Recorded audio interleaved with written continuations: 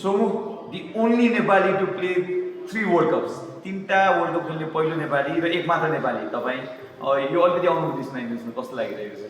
एकदमै खुसी लागिरहेको छ र थर्ड वर्ल्ड कप खेल्न 12 वर्ष लाग्यो। त्यसको कहीँ न कहीँ भनौँ न अहिलेसम्म 5-6वटा वर्ल्ड कप खेल्न पर्ने, तर कहीँ न कहीँ हाम्रो लकले साथ दिएन भनौँ या फेरि हामीले राम्रो क्रिकेट खेलेनौँ भनौँ। तर today I feel very lucky कि हामी फेरि रिप्रेजेन्ट गर्न गइरहेको छौँ नेपाल क्रिकेटलाई वर्ल्ड क्रिकेटमा। So pretty happy. अलिकति टिम कम्पेयर गरौँ न। 2014को जुन त्यो वर्ल्ड कप टिम थियो बङ्गलादेशमा खेलेको बेला, त्यो वर्ल्ड कप टिम 2024को वर्ल्ड कप टिम जुन युएस र वेस्ट इन्डिजमा खेलेको थियो र यो टिम जसले भारतमा खेल्दैछ, तिनवटा टिमको लाई तपाईँले चाहिँ हेर्नुभयो भने कसरी हेर्नुहुन्छ? 2014मा इट्स अल अबाउट इमोसन, किनकि तपाईँले फर्स्ट वर्ल्ड कप भनौँ या फिर डेब्यू गेम भनौँ त्यहीँबाट स्टार्ट गरेको मैले T20 वर्ल्ड कप। त्यो एकदमै इमोसनली सबै इमोसनल थिए त्यसमा, किनकि फर्स्ट टाइम हामी सबै वर्ल्ड कप खेल्न गइरहेको थियौँ अनि नेपाललाई पनि भन्न गइरहेको छौँ कि हामी चाहिँ क्रिकेट खेल्छौँ है, नेपालमा पनि क्रिकेट हुन्छ भन्ने सबैलाई थाहा पायो त्यसपछि होइन। अनि second world cup it's all about hard working र जति हामीले मिस गरेको थियौँ चान्सहरू, जति पनि भनौँ अप्स एन्ड डाउन्सहरू देखेको थियौँ त्यो वर्ल्ड कपभन्दा पहिला, त्यो कहीँ न कहीँ भनौँ न एकदम टोटली हार्डवर्क थियो, त्यसले गर्दा चाहिँ हामी त्यहाँ पुगेको थियौँ। र त्यसमा प्लेयर मात्रै होइन कि स्टाफ पनि हाम्रो जुन स्पोर्ट्स स्टाफ थियो, कोचिङ स्टाफ थियो, त्यो पनि नेक्स्ट लेभल थियो। सबको एनर्जी सेम थियो, हामी वर्ल्ड कप खेल्छौँ भनेर। अनि त्यसपछि तपाईँले हेर्नु भयो होला कि हामीले वर्ल्ड कप क्वालिफायर गर्दाखेरि सबैजना रोइ पनि रहेको थियो होइन। अनि 1-2 मिनट त म कन्फ्युज पनि भएको थिएँ कि यिनीहरू हाम्रो टिमको हो कि अरूको टिमको, जितेपछि गइरहेको छ होइन। अनि but second world cup it's all about hard working, हामीले जति हार्डवर्क गरेको त्यसले गर्दा त्यो पाएको थियो।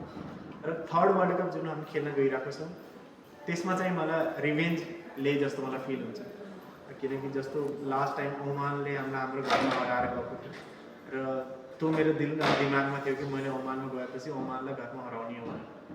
र मैले गुलसनलाई पनि भनेको थिएँ कि यहाँबाट हामीले यो ट्रफी लिएर जानुपर्छ। अनि गुलसन पनि फुल भयो कि दाइ लानुपर्छ, यिनीहरूले हाम्रो घरमा हराएको थियो, हामीले लान्छौँ भनेर। सो यस एकदमै ग्रेटफुल छु कि हामी फेरि वर्ल्ड कप खेल्न गइरहेको छौँ, त्यो पनि back to back second world cup. र आई होप यो यस्तै बढ्दै जाओस्, त्यसले गर्दा चाहिँ नेपाल क्रिकेट पनि बढ्छ। तपाईँ र गुलसनको म्यानिफेस्टेसनको कहानी हामीले धेरै सुन्यौँ होइन, किनभने ओमानमा म पनि त्यही थिएँ। ओमानमा तपाईँहरूको चाहिँ नि एउटा 2टा स्पट मात्रै एउटा नेपाल हो, अरू मात्र कम्पिटिसन गरिरहेका छन् भन्ने तपाईँहरू अगाडि नै कन्फिडेन्ट हुनुहुन्थ्यो होइन। योपालिको म्यानिफेस्टेसन चाहिँ के छ? सिम्पल मेरो टार्गेट यो छ कि सुपर 8मा कसरी पुग्नु। एभ्री गेम चाहिँ मलाई लाग्छ त्यो जितेपछि स्टेप बाई स्टेप बढ्नु पऱ्यो, किनकि यो क्वालिफायर होइन, यो वर्ल्ड कप हो। सबैजना आफ्नो डिफ्रेन्ट गोल लिएर आउँछ, सबैको आफ्नो डिफ्रेन्ट प्रिपरेसन लिएर आएको छ। हामी वर्ल्ड कप क्वालिफायर खेल्न जाँदाखेरि चाहिँ हाम्रो प्रिपरेसन एकदमै राम्रो भएको थियो कि हामी अस्ट्रेलिया गयौँ खेल्न, त्यसपछि वेस्ट इन्डिजसँग खेल्यौँ। अनि क्वालिफायर खेल्दाखेरि चाहिँ हामीलाई त्यस्तो खासै भनौँ न, किनकि हामी ब्याक टु ब्याक यति प्रिपरेसन गरिसकेको थियौँ, हामी रेडी थियौँ। अब वर्ल्ड कप खेल्न गइरहेको थियौँ, वर्ल्ड कपमा सबै भनौँ न रेडी छन्, एभ्री वान रेडी कि हामीले अपर्च्युनिटी कोही पनि छोड्ने होइन भन्ने। किनकि त्यो वर्ल्ड कप यस्तो ठाउँ हो जहाँ तपाईँले रातोरात स्टार बन्न सक्नुहुन्छ र रातोरात 1 ओभर फालेर या 10 बल खेलेर तपाईँले आफ्नो टिमलाई डिफ्रेन्ट लेभलमा लिएर जान सक्नुहुन्छ।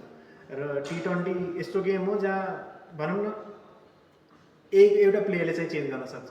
सो त्यसले गर्दा म एकदमै एक्साइटेड छु र मलाई आफ्नो टिममाथि पनि एकदम ट्रस्ट छ कि हामी, मलाई लाग्छ सुपर 8सम्म चाहिँ जान्छौँ। सुपर 8 पछि चाहिँ हाम्रो नेक्स्ट जर्नी स्टार्ट हुन्छ। पहिला चाहिँ हामीले इङ्ल्यान्ड, बङ्गलादेश के हुन्छ, वेस्ट इन्डिज हुन्छ, कसरी यिनीहरूलाई चाहिँ जितौँ र नेक्स्ट स्टेपमा जाउँ भन्ने हुन्छ। तपाईँले भन्नुभयो हाम्रो 5वटा टिम समाहित भएको ग्रुप हो होइन, जसमध्ये अब तपाईँले मेन च्यालेन्ज कसरी देख्नु भएको छ? किनभने वेस्ट इन्डिजलाई हामीले हराएका छौँ, हुन त त्यो बेला अब धेरै प्लेयर्सहरू खेलेका थिएनन् होइन, तर वेस्ट इन्डिजलाई हामीले विगतमा हराएको र सिरिजै जितेको अनुभव हामीसँग छ। त्यो बाहेक इङ्ल्यान्ड र बङ्गलादेशमध्ये चुनौतीपूर्ण कुन हुन्छ जस्तो लाग्छ तपाईँले? अभियसली इङ्ल्यान्ड हुन्छ, किनकि बोलरहरू राम्रो छ, पेस बोलरहरू फाल्छ, प्लस उनीहरूको हाइट धेरै राम्रो भएपछि बाउन्स डिफ्रेन्ट हुन्छ होइन। अनि जुन वानखेडेमा खेल्न गइरहेको त्यहाँको विकेटको बाउन्स पनि डिफ्रेन्ट छ। पुरा एसियामा हेऱ्यो भने त्यसको विकेटको बाउन्सै डिफ्रेन्ट छ। त्यसले गर्दा चाहिँ हामी युज टु हुन अहिले बाँकी नै छ। हामी अस्ति भर्खर भैरवा गएर आयौँ, त्यहाँको रातो माटोमा खेल्दाखेरि इट्स अ डिफ्रेन्ट थिङ होइन, किनकि ट्युबको र उहाँको टोटली डिफ्रेन्ट बाउन्स थियो, स्विङ थियो होइन। त्यस्तै अब श्रीलङ्का गइरहेको छौँ, त्यहाँ कस्तो प्रिपरेसन पाउँछ भन्ने कुरा हो।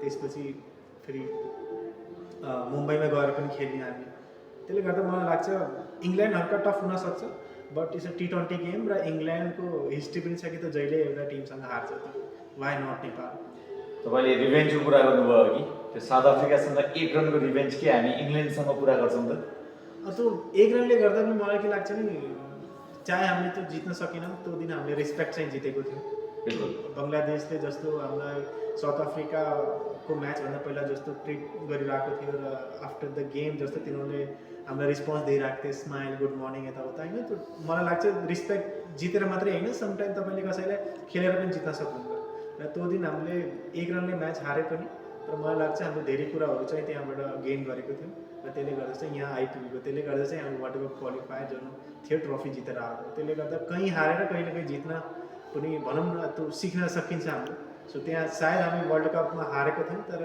एसिया क्वालिफायरमा चाहिँ हामीले ट्रफी जितेर आएको त्यो कहीँ न कहीँ मलाई लाग्छ त्यसले पनि मोटिभेसन दिएको वर्ल्ड कप आइसकेको छ संवाद तपाईँहरू भोलि जाँदै हुनुहुन्छ हाम्रो तर्फबाट सम्पूर्ण नेपाल सम्पूर्ण फ्यान्सहरूको तर्फबाट तपाईँहरूलाई धेरै धेरै शुभकामना थ्याङ्क यू सो मच म एउटा जोड्छु ल जस्तो रिभेन्जको कुराकानी गर्दा बङ्गलादेश 2014मा हराउन नसकेको टोली बङ्गलादेश मात्र थियो 24मा पनि हाम्रो टोली प्रतिस्पर्धी छ होइन थियो हराउन सकेनौँ यसमा हराउने प्लान के छ 2026मा चाहिँ अभियसली अब हामी हराउनै जान लाग्यो अब जति हुनसक्छ बेस्ट क्रिकेट खेल्ने र रिभेन्ज त अब लेट्स सी मेबी जित्यो भने रिभेन्ज नभए नो वरिज हस् हस् थ्याङ्क यू थ्याङ्क यू